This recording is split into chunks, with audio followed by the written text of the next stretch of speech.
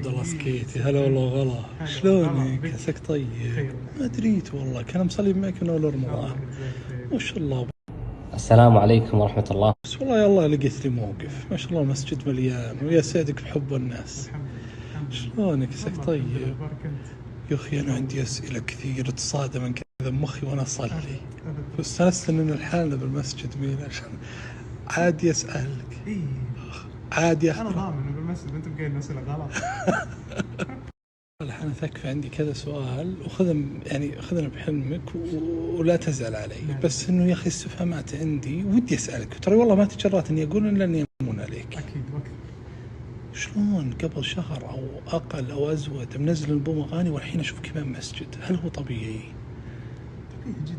أولا ما أنا إمام مسجد رسمي، أنا أصلي تراويح الحمد لله من أكثر من 20 سنة. من أكثر من 20 سنة وأنت ولا انقطعت، يمكن انقطعت سنة سنتين بس انتقلت الرياض. كم مسجد صليت؟ حوالي 5 مساجد. صليت بعد بريدي، صليت بالرياض، صليت ما شاء الله إمام. إيه تراويح وقيام.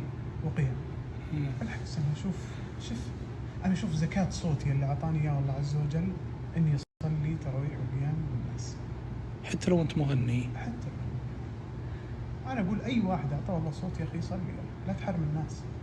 إذا كنت متقن للقراءة وأحكام التجويد يا أخي ليش ما تصلي بالناس؟ ليش تحرمها الناس يعني؟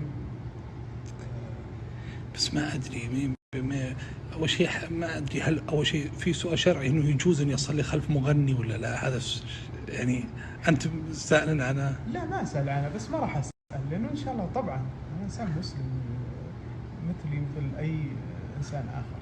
إذا كان بعض الناس اللي يشوفون إن الأغاني حرام خلاص يعني حتى إذا كانت حرام فهي معصية. يعني ما تصلي وراء عاصي، ما تصلي وراء واحد مخفف لحيته، ما تصلي وراء واحد يدخن، ما تصلي وراء